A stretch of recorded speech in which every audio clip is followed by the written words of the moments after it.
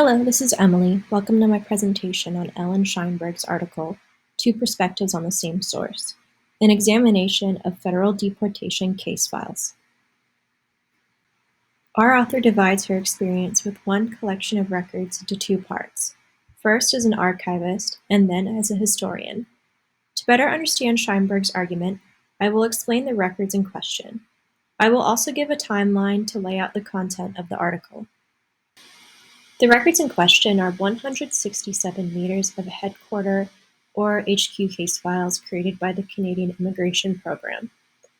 These files are meant to document individuals who were issued deportation or lookout orders by the department.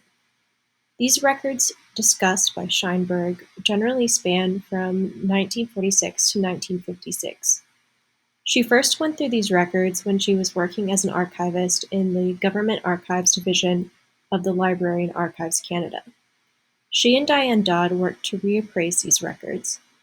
In order to save money and space, it was decided that only the fat files predating 1967 would be preserved. These large files were defined as 1 inch wide or thicker. This was due to the belief that smaller files would not contain much information at all. Due to time and monetary constraints, the selection criteria was not implemented before Scheinberg left LAC in 2000. She would later revisit these files as a researcher in pursuit of her history PhD, in order to investigate the lives of immigrant women in Canada.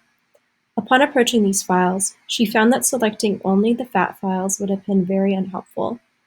This was for two reasons. Large files were often just cases that had been deferred for a long time, and two, the thin files often contained information about underrepresented groups who were not able to defer their deportation.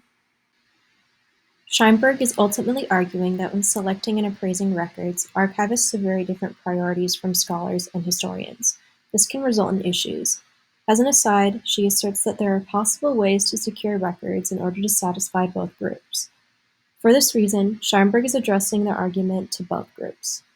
However, I feel that the article is geared more towards archivists, as she makes two suggestions for archivists later in the article.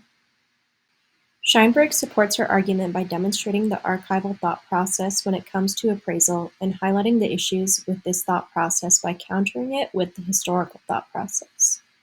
She first does this with her own experience, first thinking the large files would be beneficial as an archivist, and then disregarding that as a historical researcher. She ties this to the loss that would have occurred had the thin files been removed from the HQ files, specifically crucial information about female immigrants in Canada. Scheinberg further supports her argument by highlighting the research habits of historians. Scheinberg's article has some interesting ties to the writings of Terry Cook. In a way, it seems that she's contradicting her former mentor, as she concluded that removing all but the larger files was unhelpful to researchers.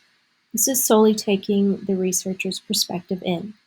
However, by proposing wider appraisal criteria in order to better understand the government's effects on all groups of immigrants, she is indirectly advocating for the preservation of evidence that has an impact on all of society. Also, by advocating for the preservation of records that represent more groups of people in human history, she is pushing for the broad spectrum of human experience to be represented in the HQ files. Another connection between Scheinberg and Cook is that they both advocate for the keeping of entire collections in certain circumstances. Cook cautions that this is an exception to the rule of appraisal, while Scheinberg asks archivists to consider taking it into practice. I suggest that students engage with this material by deeply considering the two suggestions that Scheinberg makes to archivists at the end of the article. These are the suggestions that support her assertion that archivists and historians can be appeased when securing and reappraising records. First, should archivists consider keeping entire collections during reappraisal? And second, should archivists seek the assistance of professionals or large committees when conducting appraisal for niche topics?